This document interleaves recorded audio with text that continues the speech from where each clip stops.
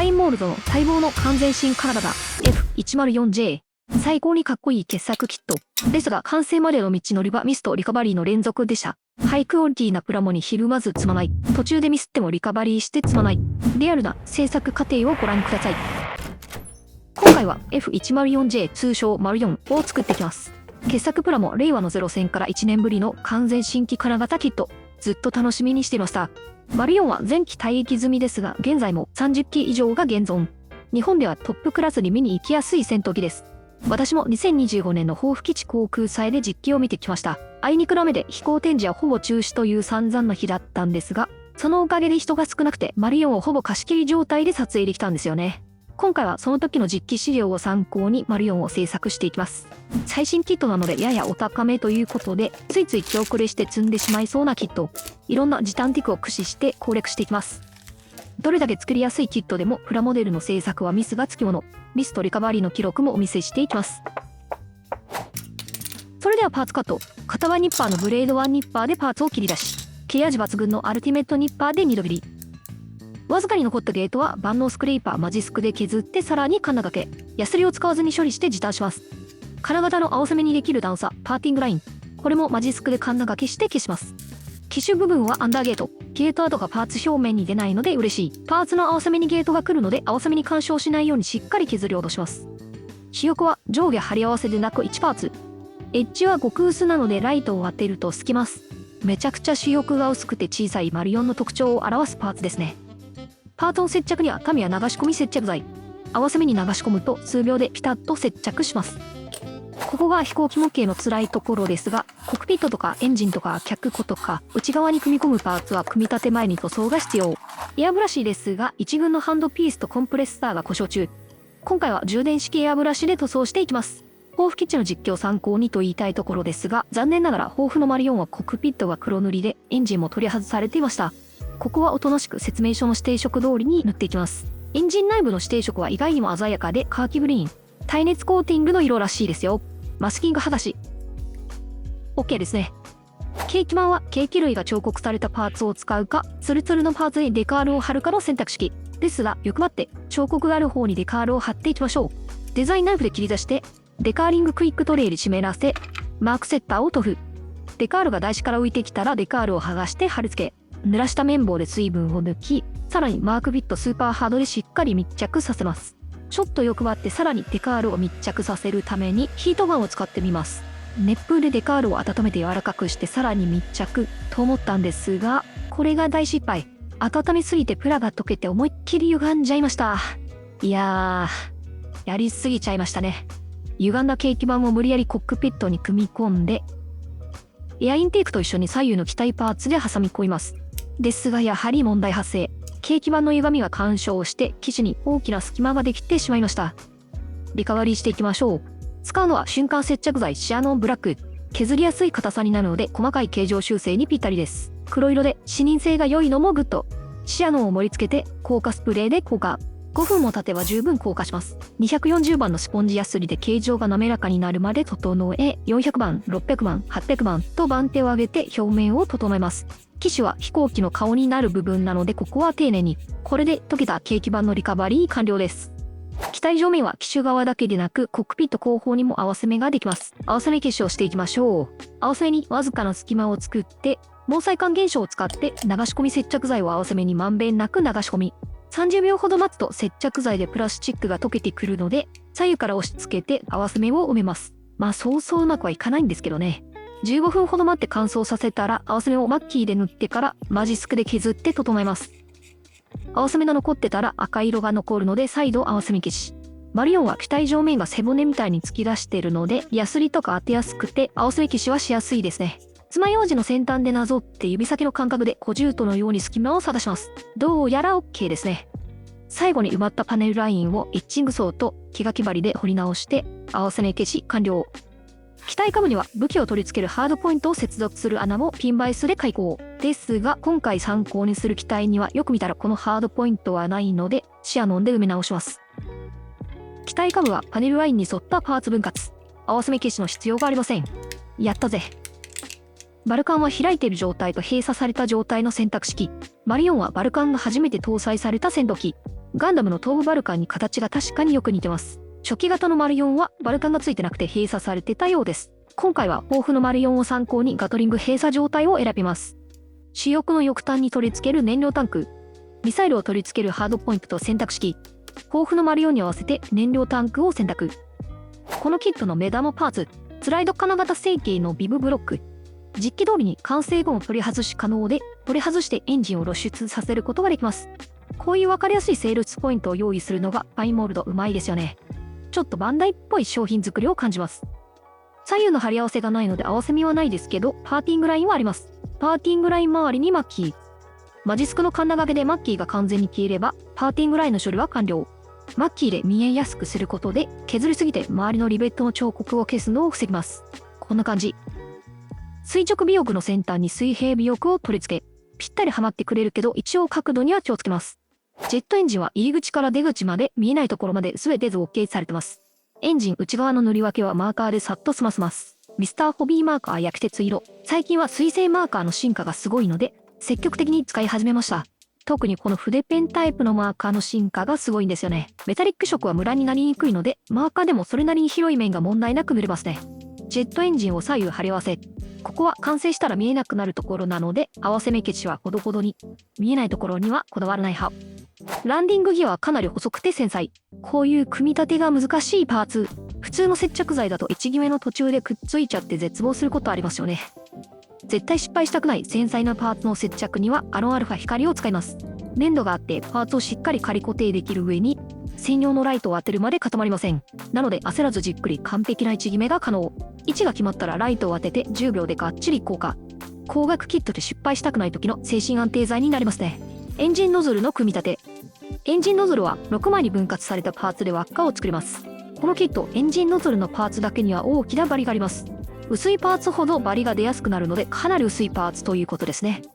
バリがでかすぎてニッパーで切り落とすレベル。この輪っかにノズルを1枚1枚取り付けていきます。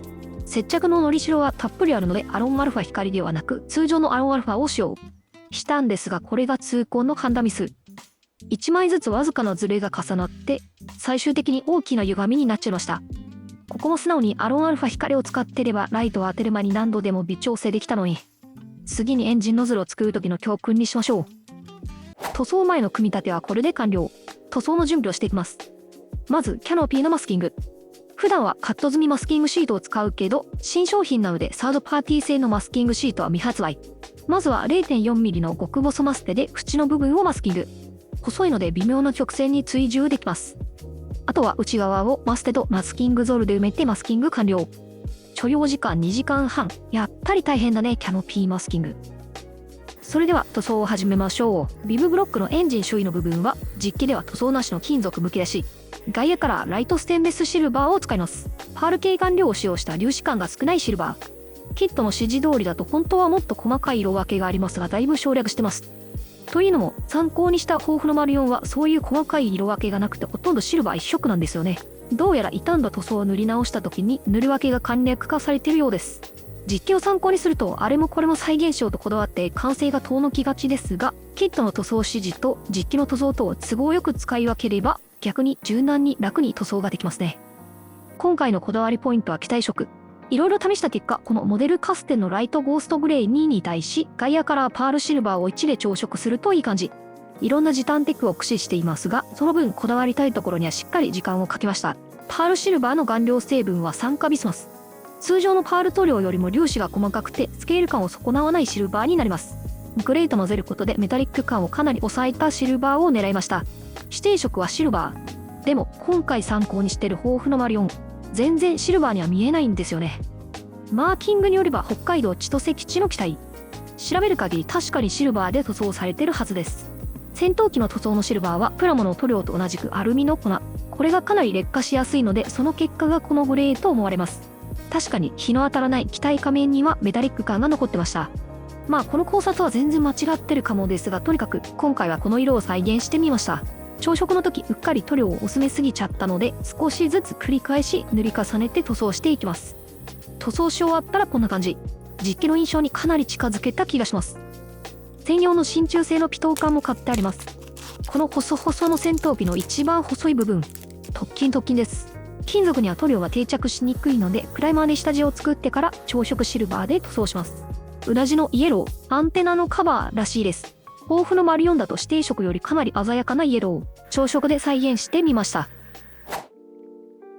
F104 はアメリカのロッキード社が1954年に完成させた第2世代ジェット戦闘機。この F104 をカスタマイズして日本の三菱重工がライセンス生産したのが F104J です。栄光というオフィシャルのニックネームではあまり呼ばれず、マリオンと呼ばれて親しまれました。当時のキャッチコピーは最後の有人戦闘機。マッハ2の超音速を叩き出すためだけに空気抵抗を極限まで削ぎ落とした結果、ジェットエンジンにコックピットとちっちゃい主翼をくっつけただけというまるでミサイルのような文字通り尖ったフォルムが誕生しました。そんなスピードへの異常な執念が指先から直接伝わってくるのがスケールモデルを組み立てる醍醐味ですね。キャノピーは開閉選択式。ここまでずっとどっちにするか迷ってたんですが、閉じた状態にすると決断。閉じた状態を選んだので、せっかく塗装した電子機器ユニットは見えなくなります。タイヤって必ず塗り分けが必要になるパーツですが、エアブラシだとマスキングが面倒だし、筆塗りだとムラになりやすい絶妙なパーツ。そんなモデラーの悩みを一発で解決する最新アイテムを導入しました。最近話題の AK リアルカラーマーカーフラットブラック。ペン先が柔らかい筆状なのでマスキングなしで綺麗に塗り分けできるし、塗ったそばから艶が消えていく速乾性。しかも一発で発色する隠蔽力で筆ムラがゼロ。このマーカー1本でタイヤの塗装を攻略できるので、たくさんのプラモで圧倒的な時短になりますね。ただし AK マーカー現在超品薄。本当はラバーブラックっていうタイヤ専用の色があるんですけど入手できませんでした。1本500円とマーカーにしてはお高めですが間違いなくおすすめです。ブラックの塗膜が剥がれているところを発見。これも AK マーカーでさっとレタッチ。座席の細かい塗り分けも AK マーカーに頼ります。指定色と多少違っていても、この手軽さと塗りやすさはもう手放せません。キャノピーの縁にあるイエローのライン。デカールも用意されてますが、ここもマーカーで塗り分けてみます。使うのはディスプレイ水性アクリルマーカーメカイエロー。このマーカーも AK マーカーと同レベルに高性能。そして同じく品薄です。発色しにくい色の代表イエローですが、かなり綺麗に発色してくれます。水性なので完全に乾燥する前なら、はみ出した部分はこすって拭き取れます。スミレします。タミヤスミレ塗料ブラックでスミレ。はみ出した部分をエナメル溶剤を染み込ませた綿棒で拭き取り、細かいパネルラインやリベットがびっしり刻まれたキットを墨入れするとかなり映えます。機体上面のパネルライン。金型の抜きの角度の都合でここは溝が浅いので墨入れ塗料がきれいに残ってくれません。極細のペン、コピックモデラーブラックを使います。溝に沿ってしっかりラインを書き込みます。エンジンのディテールはドライブラシ代わりに色鉛筆でこすって強調します。ドライブラシよりピンポイントで狙って描けるのがいい感じ。片付けの手間もないのがさらにグッド。エンジン周囲の部分。金属むき出しなんですが実機ではパーツごとに微妙に色が違います。再現していきましょう。本当はマスキングで塗り分けるのが正解でしょうけど、マーカーの塗り分けでやってみます。ウェザリングに使うリアルタッチマーカー。パーツごとに違う色のマーカーで塗っていきます。少し時間を置いてから拭き取り、ウェザリングする色の違いでうっすら塗り分けできました。お手軽な割にはいい出来じゃないでしょうか。裏地のイエロー、実はマスキング失敗してました。見なかったことにしようかと思ったんですけど、やっぱり気になってきたので修正しましょう。まず分厚くなりすぎた塗膜を削ります。特にパネルラインに塗料が溜まっているのでしっかり削ります。改めてマスキングをして塗り直し。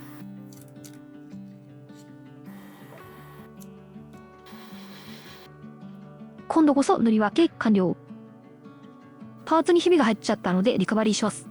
ひびに瞬間接着剤シアノンを塗り込んで、余分な部分はコットンスティックでさっと拭き取り、最後にシルバーを塗り直してリカバリー完了。機体仮面のこのパーツ、なくしちゃいました。机の下を這いずり回っても見つかりませんでした。ちっちゃいからゲートと間違えて捨てたんだろうな。パーツ請求するしかないかと思いましたが、ふと立ち止まって考え直しました。豊富の丸4にこのパーツあるか？ないじゃん、セーフ。このパーツはないのは正解ということで耐え。差し込むはずだった穴を瞬間接着剤で埋めておきます。シルバーで塗装したらリカバリー完了です。地獄のデカール貼りをやっていきましょう。デカールは100枚を超えてます。水転写デカールは水につけすぎると糊が流れてしまいますが、デカーリングクイックトレイを使うと、たくさんのデカールをちょうどいい湿らせ具合でキープできるので、作業効率が爆上がり。マーキングは北海道千歳基地第203飛行隊。なぜか乳首が光ってる熊のマーク。マーキングのサイズが豊富の実機と違うみたいなので完全再現とはいきません。がまあ仕方ないでしょう。あくまで参考です。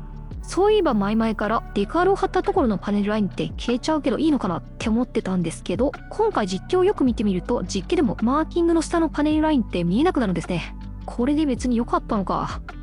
貼り終えたら光沢クリアを怒涛の8回塗り重ね、透明なトマクレデカールを覆います。どうしても気になってしまうデカールの縁の段差。2000番のヤスリで徹底的に磨いてデカールの段差を完全に消し去れます。最後に半光沢クリアでツヤを統一して完了。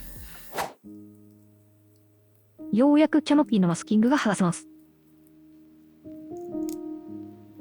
ちょっと塗り分けミスがありますが、爪楊枝で削ったり1万番のヤスリで磨けば OK。 これでバッチリですね。最終組み立てしていきましょう。ランディングギアのカバーは接着シロがしっかり用意されてて角度が決めやすい設計。このランディングギアのカバーはわずかに開いた状態で固定する指示。そしてカバーの影になって見えない位置の穴にピンを差し込む指示。こんなの絶対無理だよと思いましたが、パーツがバチピタにはまるので全然簡単でした。ここのパーツ精度には感動です。エンジンをドッキング、ビブブロックをドッキング、車出座席をドッキング、真鍮製のピトー管をドッキング、そしてヘッドアップディスプレイを取り付けたんですが、いつの間にか外れて紛失。リカバリーしましょう。大昔に今はなき東急ハンズで購入した塩ビ板。これを切り出して自作のヘッドアップディスプレイ。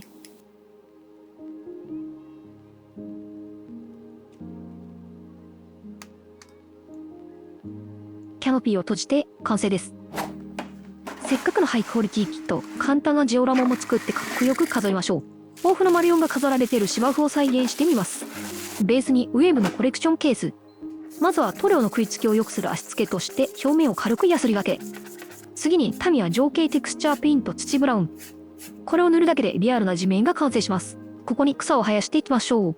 草にはこの日本の草原、緑の草と黄色の草をブレンドします。専用ボトルに詰めていきます。マリオのシルエットを大雑把に写し取ります。水溶きボンドを作ってシルエットを避けて塗っていきます。ボトルをよく振って静電気を発生。これを上から振りかけると静電気で草が垂直に立つらしいですよ。約10センチ上から草を振りかけます。今度はシルエット部分にボンドを塗り広げて黄色の割合を増やした草を振りかけます。機体の影になって枯れた草を表現。余分な草を落としたらこれでベース完成です。撮影をするから机の上でやってますけど、絶対に外でやった方がいいです。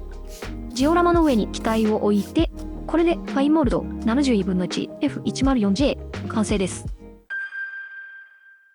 F104J 栄光、通称マリオン。日本の航空自衛隊には1962年から配備されました。世界中に配備されたマリオンですが、スピードだけを徹底的に追求した尖った性能のため、操縦が極端に難しくて墜落しやすく、ドイツでは未亡人製造機と呼ばれました。そんなマリオンを日本のパイロットたちは過酷な訓練で見事に乗りこなし、冷戦期の日本の空を長きにわたって守り抜きました。1986年に F15J に世代交代して前期退役しましたが、今回参考にした抱負基地をはじめ、今でも全国でその美しい姿を見ることができます。以上、ファインモールド72分の 1F104J の制作でした。ファインモールドの完全新金型キットということで、さすがのハイクオリティでしたね。実物を見た飛行機を再現して作るのも楽しい体験でした。動画で紹介したキットと使用ツールは概要欄にリンクがあるのでよかったらどうぞ。最後にご報告です。皆様のおかげでチャンネル登録者数が1万人を突破しました。本当にありがとうございます。そしてこれを機に、クラモ制作配信、サブチャンネル、メンバーシップをスタートしました。メインチャンネルでは見せられないディープな動画を出していく予定なので、チェックしていただけると嬉しいです。それではまた次の動画でお会いしましょう。じゃあね。